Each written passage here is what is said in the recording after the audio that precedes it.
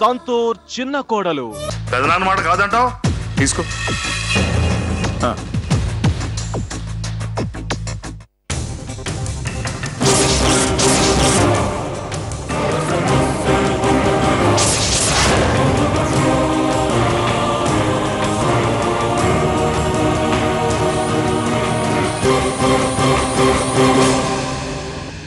రే కార్తీక్, మరి ఆ పేపర్స్ ఇలా ఇవ్వు.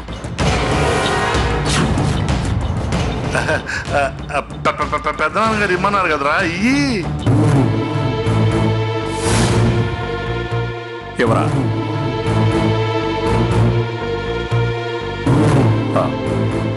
పెన్ ఇవ్వండి.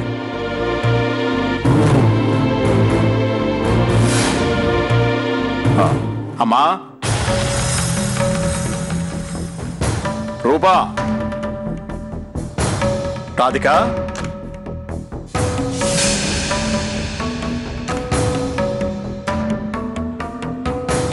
అమ్మ రాధిక, ఈ పేపర్స్ మీద సంతకం పెట్టు.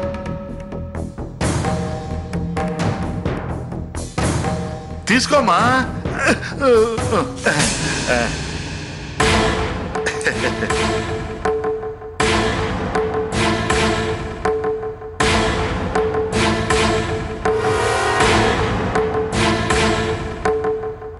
ఏంటి మావయ్య గారు ఇది? ట్రస్ట్కి కార్తీక్ని చైర్మన్ని చేస్తున్నావమ్మా. మాధవ్ లేడుగా? ఇప్పుడు లేడు మావయ్య గారు, కానీ రాడా? ఈరోజే వస్తాడని నేను పుట్టినరోజు ఏర్పాట్లు చేస్తే మీరేంటి తను అసలు రానట్టే ఇవన్నీ చేస్తున్నారు? నేను చేయట్లేదమ్మా, లాయర్ గారు. వాళ్ళకంటే తెలియకేదో చెప్పారు, కానీ మనకి తెలుసు కదా మావయ్య.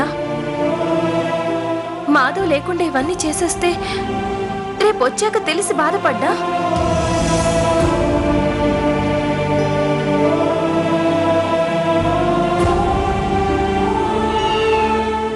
తను బతికుండగానే పోయాడనుకుని ఇవన్నీ చేశారని ఎంత బాధపడతాడు చెప్పండి.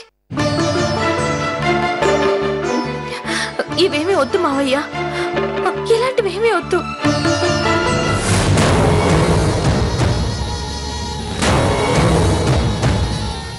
లాయర్ గారు, మీరేమనుకోకండి.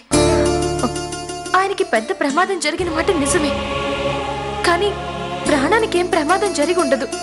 వచ్చేస్తారు. వచ్చేదాకా కాస్త ఓపిక పట్టండి. అది కాదమ్మా. ఇంకేం చెప్పద్దు, నన్ను నమ్మండి. కానీ వీళ్ళు నమ్మాలిగా, పైగా రోజు ట్రస్ట్ పనులు అవ్వాలిగా. అందుకే అందరం పెట్టేశాం. నువ్వు కూడా సంతకం పెట్టేస్తే పని అయిపోతుంది. పెట్టలేనండి. ఆయన పనులు ఆగిపోవడానికి తనేమన్నా ఏడాది వరకు రానని చెప్పాడా? ఈ రోజే రావచ్చు. ఒకవేళ ఈ రోజు రాకపోతే రేపు రావచ్చు. అంత మాత్రాన అస్సలు రానట్టు. అమ్మ రాధిక, నా మాట వినమ్మా. ట్రస్ట్ పనులు ఎక్కడో అక్కడ ఆగిపోతాయి. అయితే ఆస్తి కూడా ట్రస్ట్ కే ఇచ్చేయండి మావయ్య గారు.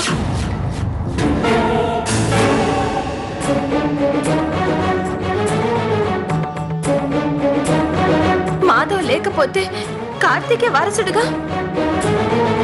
కనుక ఆ విషయం ప్రకటించి ఆస్తి మొత్తం తనకి రాసిచ్చేయండి. లాయర్ గారు, ఆ పేపర్లు కూడా సిద్ధం చేయండి. సంతకాలు పెట్టేస్తాను. అమ్మా, అది వేరు ఇది వేరు. ఏది కాదు మావయ్య గారు, అన్ని ఒకటే. అత్తయ్య గారు, మీరైనా చెప్పండి. బామ్మ, మీకు నమ్మకం లేదా మీ మనవడు తిరిగి వస్తాడని? మరి మరి సంతకం ఎలా పెడతారన్నారు? మీరు పెట్టినా నేను మాత్రం పెట్టలేను. అదే కాక ఇది ఇంటి విషయం కూడా కాదు, వ్యాపార విషయం. తను చెప్పకుండా తన కంపెనీ విషయంలో నేను జోక్యం చేసుకోలేను. చెప్పడానికి ఆయన లేరు కదమ్మా. లేని వారు వచ్చి ఎలా చెప్తారు? చూడండి లాయర్ గారు, ఆ దేవుడినే లేడని కొందరు అంటుంటారు.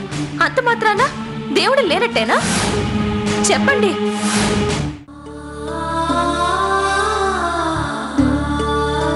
సంతూర్ చిన్న కోడలు.